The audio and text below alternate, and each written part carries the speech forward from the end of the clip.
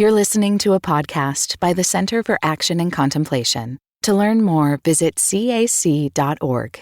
In our last episode of Learning How to See, we talked about seeing nature as a doctor, trying to diagnose and prescribe, come up with a therapy or treatment plan when nature has been wounded by human activity and needs our help now to bring healing. Sometimes the doctor has to get involved in what we might call public health, changing the conditions of how we humans live so that our behaviors stop harming the beloved natural world as we're doing now.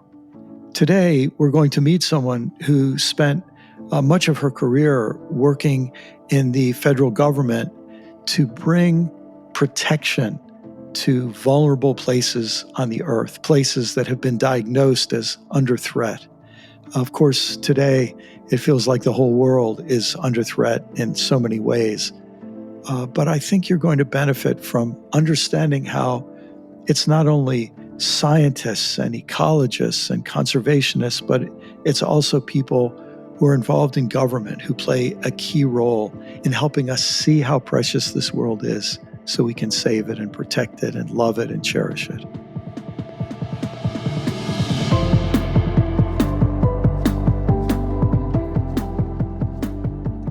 When I was a little boy, I remember, especially in the spring and in the summer, whenever our family would take a long drive, especially in the late afternoon or early evening, our windshield would be covered in the remains of little splattered bugs. And a couple of years ago, I noticed I just don't see that many bugs anymore. I don't see that many bugs anywhere. And I realize I've lived long enough and the change has happened gradually enough that I didn't even notice that there's been a huge loss in just the biomass of insects around the world. A lot of scientific studies are being done about this, so it actually can be measured now. And it's staggering. That inability to notice gradual changes, it relates to certain kinds of bias that we've already talked about in this podcast, Learning How to See. But there's a special kind of bias, some people call it baseline bias or constancy bias, that whenever you are born, you set a baseline of what's normal. And that becomes a baseline that you have for the rest of your life to make comparisons to. For children born today, having relatively few bugs on their windshield is their baseline. That is normal, and they have no idea how abnormal it really is. That's one of the subjects I'll talk about today with Teresa Martella, who is a scientist and ecologist and environmental specialist who's devoted her life to helping us human beings live in a less destructive, more sustainable, and now more regenerative relationship with the earth.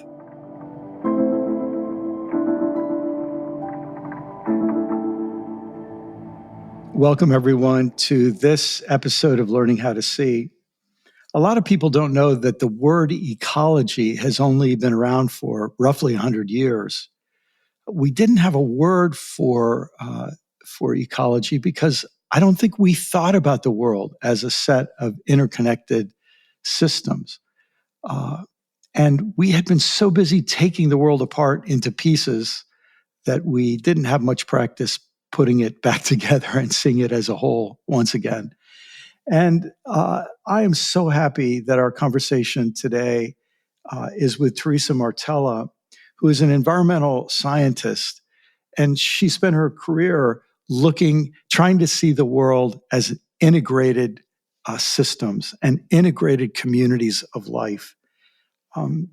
Anyone who looks at the natural world today immediately has to bring their knowledge of ecological crisis and especially climate change to bear on what they see. it tinges so much of our love and joy in experiencing the natural world. It tinges it with a very real kind of grief. Teresa and I met through the Living School here at the Center for Action and Contemplation. And as soon as we met and I learned about her background, I had the nerve to ask her if she would read the manuscript of the book that I was writing on this subject called Life After Doom, Wisdom and Courage for a World Falling Apart. And I'm so glad she agreed to be my conversation partner today. Teresa, welcome. Thanks for being part of Learning How to See. Could you give everybody a brief introduction to yourself? Sure. And thank you, Brian. I'm honored to be here. I'm an environmental scientist I just retired from the Environmental Protection Agency after 36 years. And I am a spiritual ecologist. And a lot of people will question, what does that term mean? And for me, it really means a way of seeing where matter and spirit are two sides of the same coin. And I started on this path early in the 1990s when I went to Genesis Farms, which was running earth literacy courses based on Thomas Berry's work. And for those of you who may not be familiar with Thomas Berry, he was a cultural historian and also a Passionist priest. And he has done more, I think, in my lifetime to push forward this idea of spiritual ecology than anyone I know. So I was fortunate to study at Genesis Farms and did my master's degree with some of the research based on Genesis Farms, which was owned by an order of Dominican nuns. And they had one of the first community-supported agriculture projects in the United States. I was just immersed in this idea that quantum mechanics supports, is that we are both matter and spirit. But how to reconcile that as a scientist was a struggle. Yes. And yes, very much of a struggle. So I went on to be the director of EPA Center for Sustainability, which was a wonderful time in my career. And that program was eliminated after 5 years because of some new administrations coming in. And then I went on to work as a scientist in the Chesapeake Bay program, federal program of many partnerships. And what we used the term back then was, it's the most productive estuary in the United States, one of the most productive in the world. And even that term productive has in its essence, extractive, capitalistic, Yes. Extractive economy terminology. Yeah. Then I moved out west in the early 2000s and continued to work on climate change issues. We really, at EPA, especially over the last 10 years, we didn't accomplish a lot because the issue of climate change in America is so politicized. It's not in the rest of the world. I would say that it's the US and Australia that still have issues. And that's a whole nother podcast to talk about that.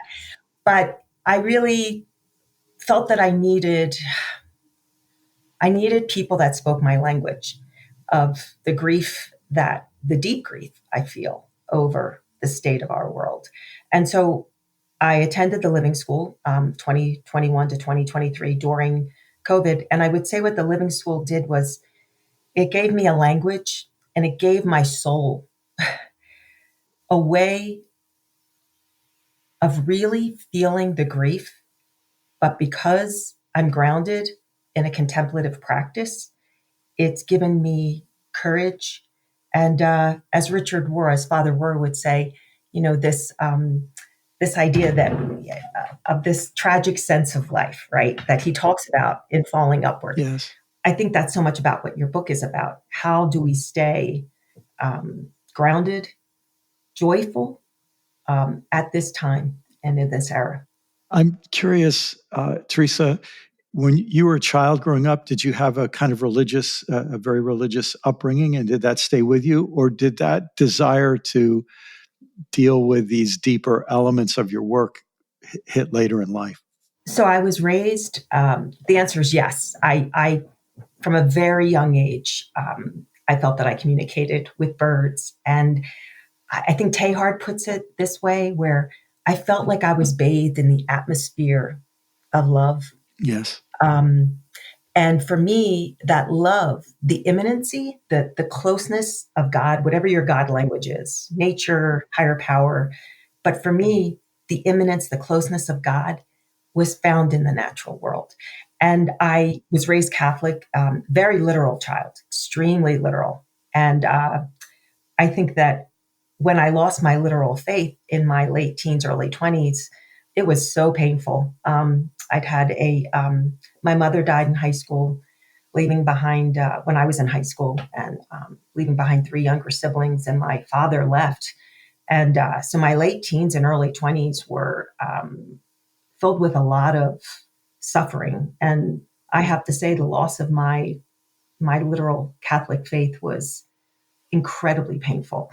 Um, and I was blessed to, I had a spiritual director, Sister Claire McNichol, who's a sister of St. Joseph, and she stayed with me during a 5-year period and let me deconstruct my Catholic faith.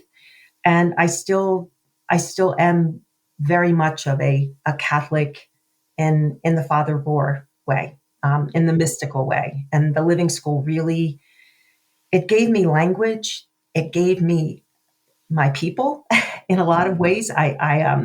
I meet every month with 3 other women who've attended the Living School over the last 10 years. And you talk a lot about in your book about how it's a lonely path when you're dealing with climate change grief. And if I could unsee the truth, Brian, I would. And I understand, I have compassion for people Yes. that don't want to see it, but I can't unsee. And that is the reality. And I think if I could just mention your book again, it's given me kind of a roadmap on how to help other people, because I am finishing a program in spiritual direction at Benet Hill Monastery with the Benedictine nuns. And the beautiful part about being a spiritual director, and we can talk more about this later, is that I've been taught to listen with the ear of the heart of God. I mean, think about that, the ear of the heart of God. And it really is very freeing in so many ways between the Living School and being a spiritual director now. It's giving me a way to have some peace and joy.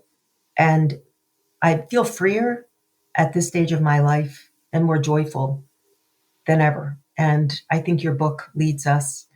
It provides that roadmap, and I'm very grateful. Well, that's so encouraging to hear.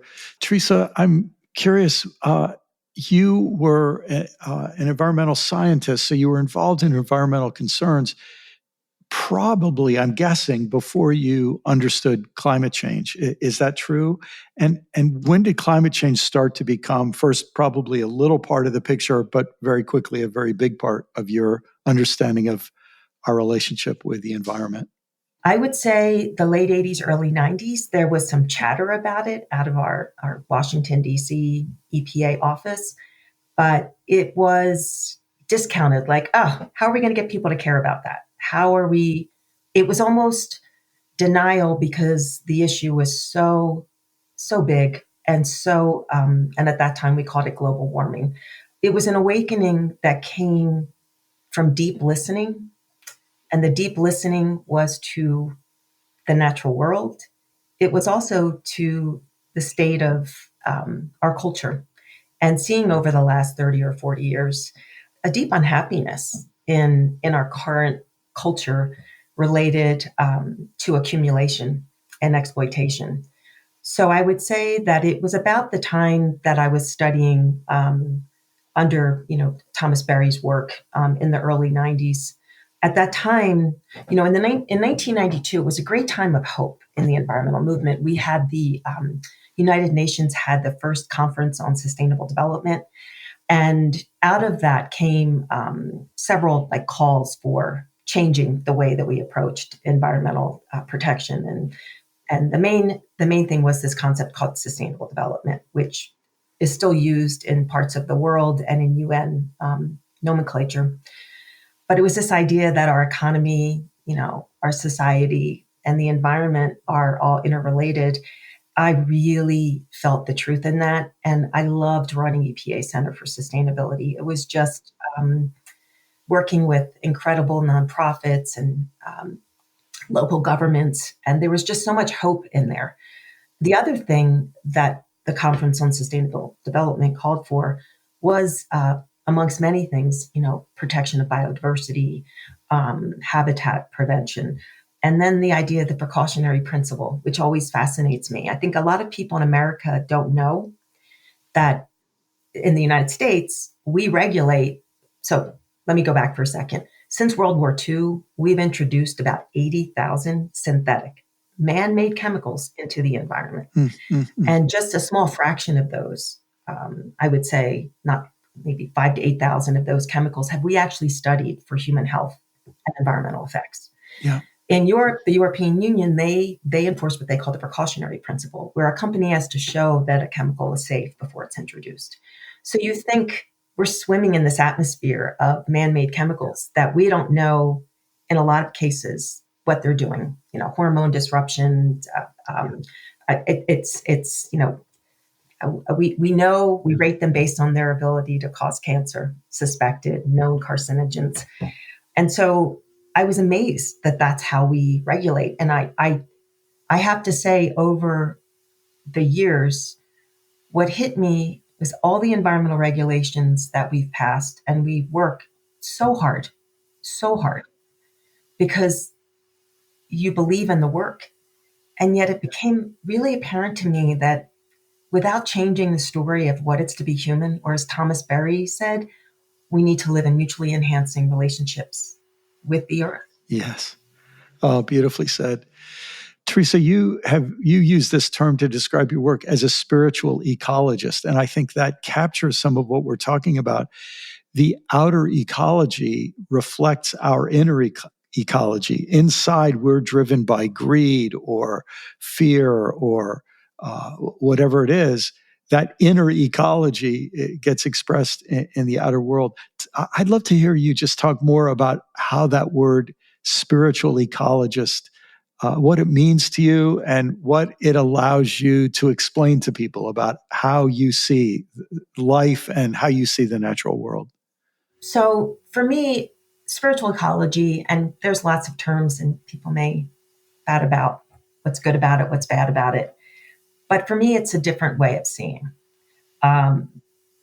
And moving through life in a mystical way, mystical in the sense that you are immersed in the environment. The environment is you.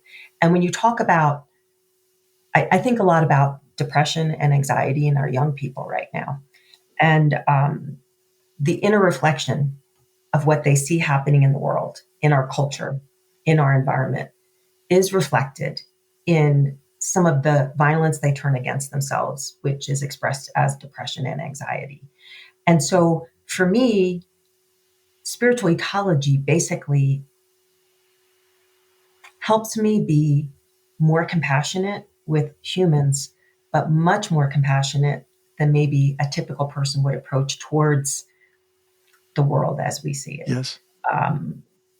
And it does give me a grounding. And I think if I could say anything about spiritual ecology, it does give you practical tools too on how do you literally stay grounded in the earth. I'd like to tell this story. When I was in the living school, there's this saying I think Mike talks about all the time that it's the curriculum of your life will show up when you're in the living school. And I had a period during the living school where I had a beloved family member who I had to leave my home in Colorado and go to a cold city in the winter. And this family member was suffering, and I was suffering terribly watching this person suffering. And I had no trees around me. And I felt the loss of that grounding. And I finally went and in the middle of winter, and I got some pussy willows. Several times a day, I would touch those pussy willows to my face or to my hand as a way of grounding me. And it got me into that present moment. And it showed me I wasn't alone in this world, Yes. And I think spiritual ecology also, you talk about the book Bittersweet by, is it Susan Cain? Yes. Yes. And I was reading her book when I was going through this stage, and I thought, oh my gosh, she gets it. She gets it. And in some ways, as a spiritual ecologist, I'm a melancholic optimistic that Yes. it's a deep connection with the world, and you don't have to be in the middle of, a national park to be a spiritual ecologist. It can be your houseplant. It can be this idea that, kind of an I thou relationship. I just think that's a very evocative term.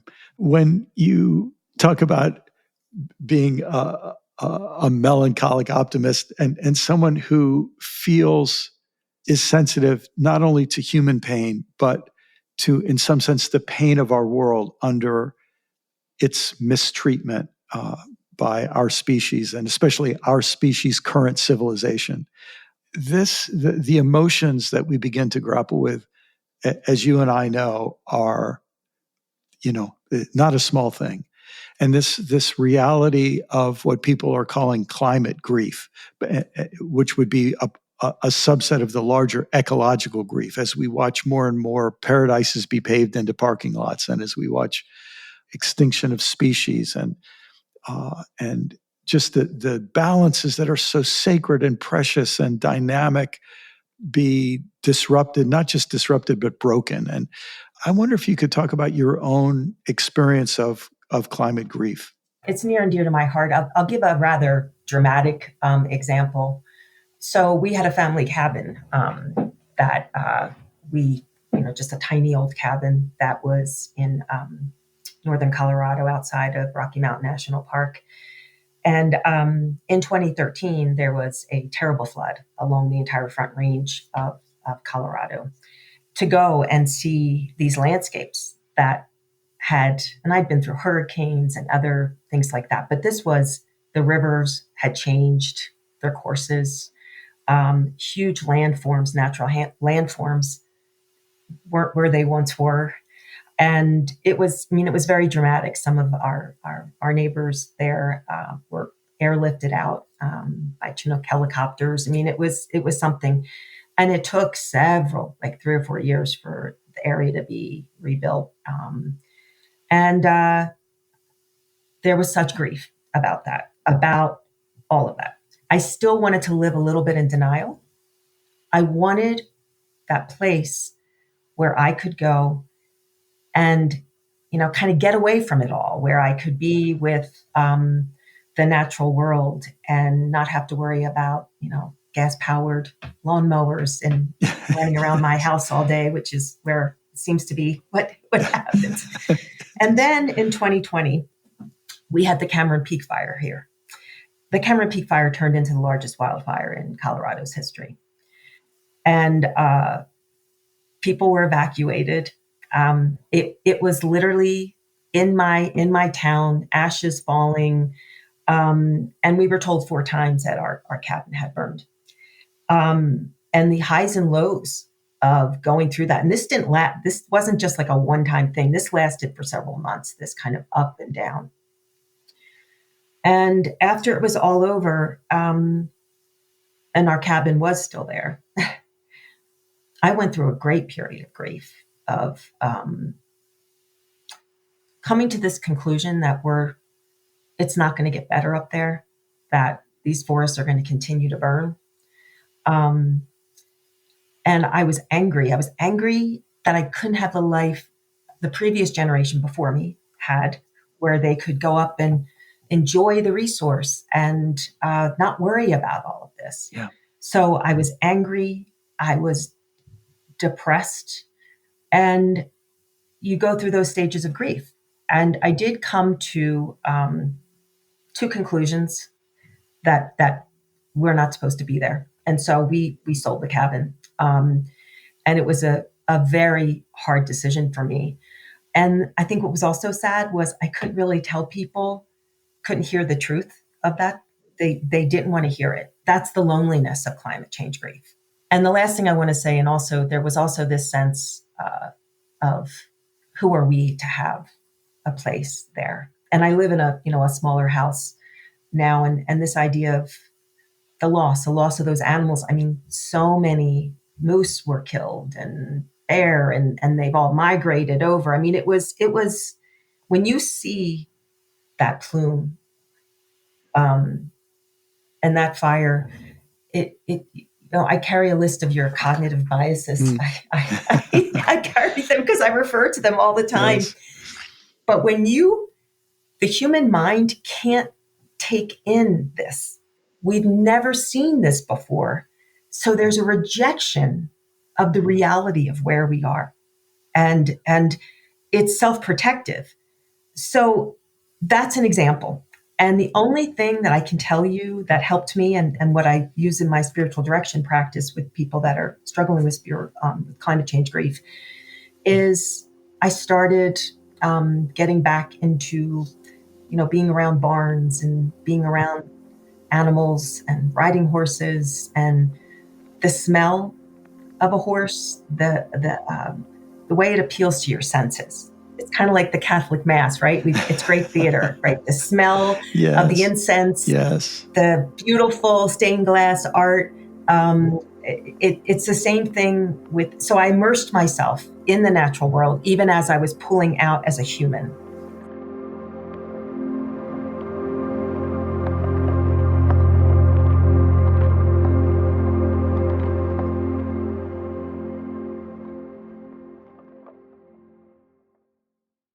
What does it mean to embody salt and light? In 2025, Richard Rohr's daily meditations turn to Jesus' timeless metaphor for reflecting love into the world. Amid this season of uncertainty, join us in living with trust, being salt and light. For 18 years, the daily meditations have inspired thousands of readers like you. Subscribe today at cac.org/saltlight2025. That's cac.org/SALTLIGHT2025.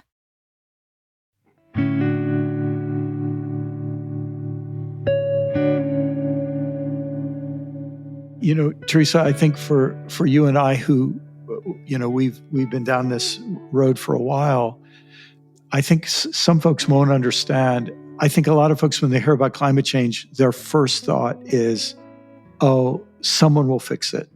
It's not that bad. Technology will fix it. The government will fix it, although I think fewer people have confidence in that because of our politics. Or it couldn't be that bad. Or other people have a theological feeling God would never let something like that happen. And others of us see that those forms of thinking can very often increase the likelihood that bad things will happen. There's a way that through our biases, we protect ourselves from unpleasant possibilities that actually make the least pleasant possibilities become more likely. And so there's a whole group of people that don't understand why some of us are so upset.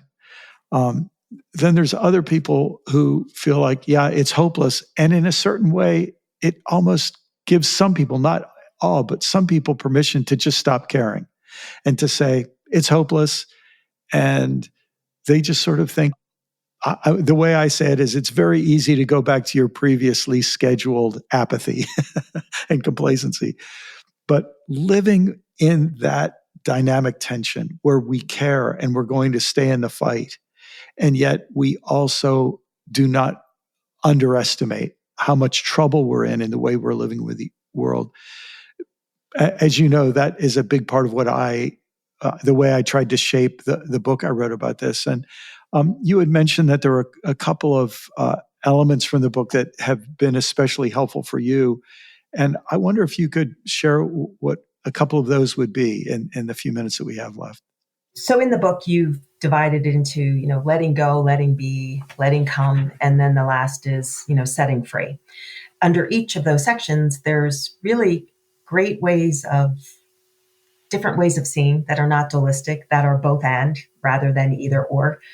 You have a section on minding your mind, which I think for me is key. And you talk about really learning to speak our mind and also practicing contemplation. And the idea of speaking your mind, telling the truth and being authentic, that's hard for me because in some of the circles of my family, extended friendships, people don't want to hear it. They can't hear it. And bringing compassion into that and understanding and taking an opportunity to also make sure we're couching it in what Hildegard Bingen was saying, even when the world is being shipwrecked, be brave and courageous. And I think that's what you call for in your book, that there is great purpose and meaning. And our young people really want to see people that are their elders telling them that it's going to be okay, and not that it's going to be okay because it's not. The world is going to look very different, but that it's going to be okay in the sense that let's be brave. This gives us purpose. This gives us meaning. And that's where I get to the contemplation. If I did not have a contemplative practice, which I am not perfect at all, but that it helps me, and contemplative practice isn't just like a Christian thing. It's meditation. It can be a walking meditation. It can be, all different types of forms of contemplative practices. That anchors me to the reality, and it gets my ego out of what I want it to be, because I want to go back to it's going to be okay. We can fix it. Just real quickly, too, I just wanted to say another chapter you have in your book is that we're not the first ones here. And it's one of my favorite chapters because in some ways the world has always been ending. What I mean by that is the culture you can go back to the first century of when the temple was being destroyed by the Romans. And that's what Revelations is a lot about, right? Yes. That there's an apocalypse coming. And you look back to the year 1000 and people thought the world was going to end. So in some ways, it's always been ending.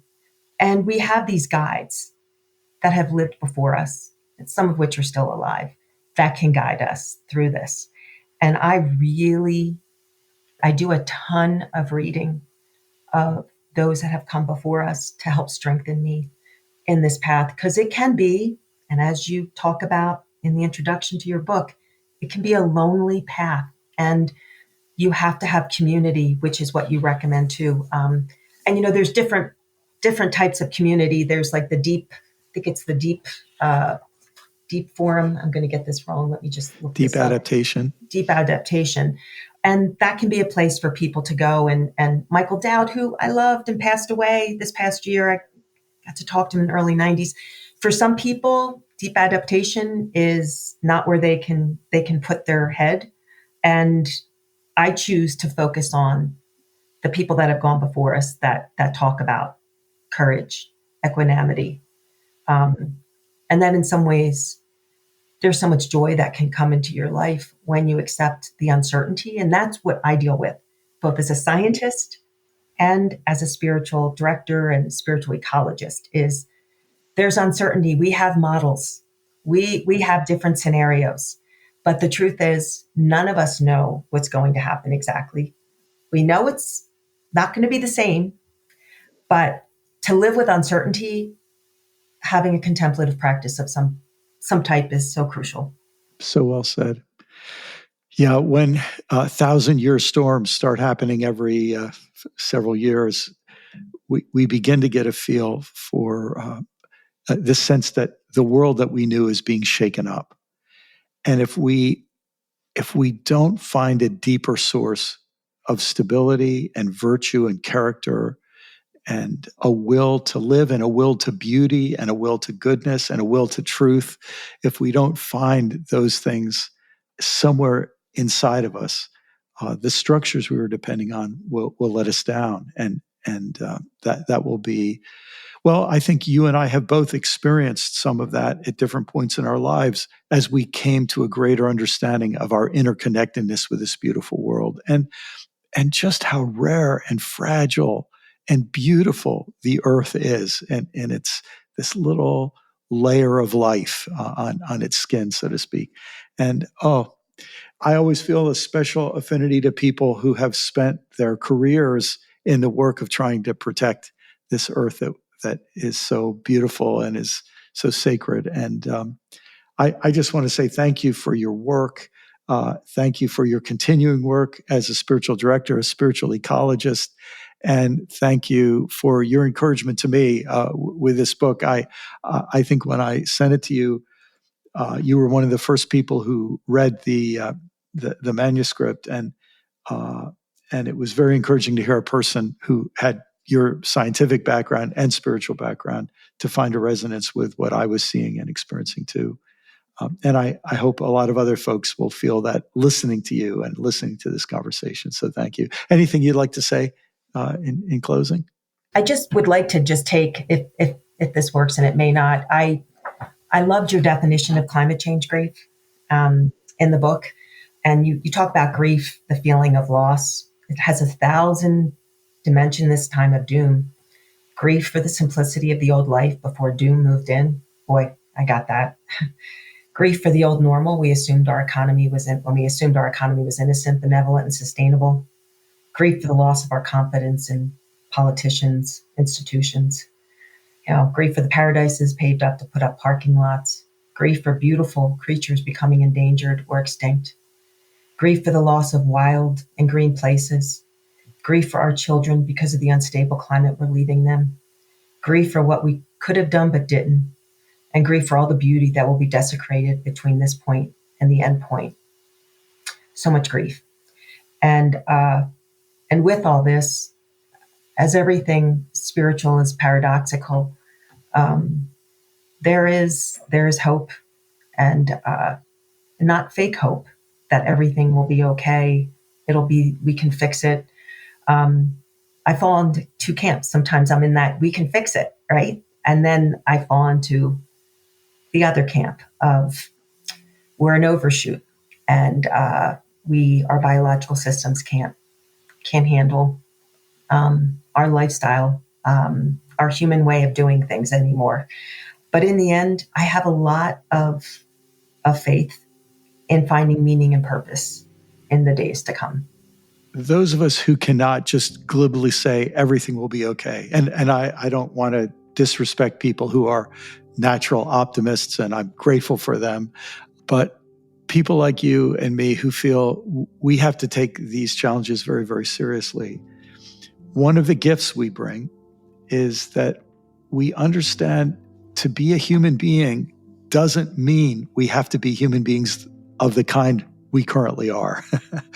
We have other possibilities. There's new ways we could discover of being human beings. And that's the opportunity, I think, in these challenging times. And that's having the courage to go deeper and imagine very different ways of relating to the earth, very different ways of relating to each other, very different conceptions of what real value is, not just measured in things like GDP and growth and bank accounts and so on.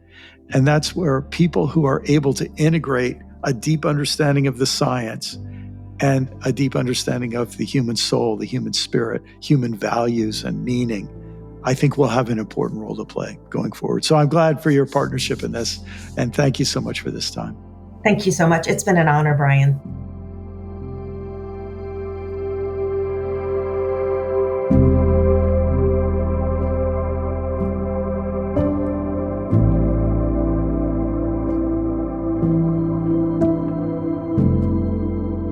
Thanks so much for investing your precious time and attention in learning how to see. I'm especially grateful to have you along this season as we learn to see nature in new and deeper ways. I believe a transformation in the way we see the earth and all her creatures will deeply enrich your life personally. And I also believe that our shared future and the future of our planet depend on more and more of us learning how to see nature in a new way. This change in seeing isn't just a matter of enrichment, it's also a matter of survival. As a result of our being part of this season of the podcast, I hope we will learn to see ourselves not only in relation to nature, but also as part of nature. I hope we will learn to encounter the spirit or presence or glory of God incarnate in nature, to see the divine and all creatures and all matter and energy, including ourselves, as part of one sacred web or cosmic dance of life. I hope we will all be converted from destroyers or consumers of the web of life into its lovers and healers. If you're interested in learning more, be sure to check out the show notes for links to our guests and the resources they offer. And you may also be interested in my upcoming book, Life After Doom, Wisdom and Courage for a World Falling Apart. Thanks as always to Corey Wayne, the skilled and kind producer of this podcast, and to the whole CAC community, staff, faculty, students, and supporters. If you'd like to leave us a question, brief message, or story, you can write us an email or send us a voicemail, and you'll find instructions in the show notes. If you enjoy this podcast, I hope you'll share it with some friends. Again, I thank you.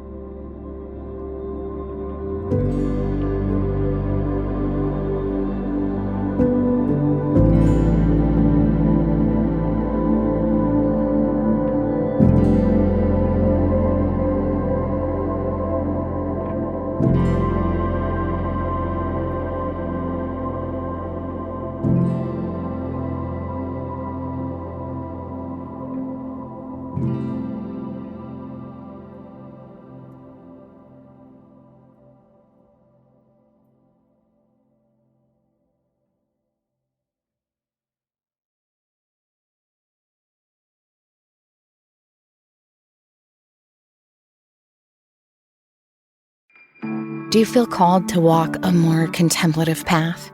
The Center for Action and Contemplation is an educational nonprofit supporting the journey of inner transformation. Our programs and resources will help grow your consciousness, deepen your prayer practice, and strengthen your compassionate engagement with the world. Learn more about our resources, such as publications, podcasts, email series, and events at www.cac.org.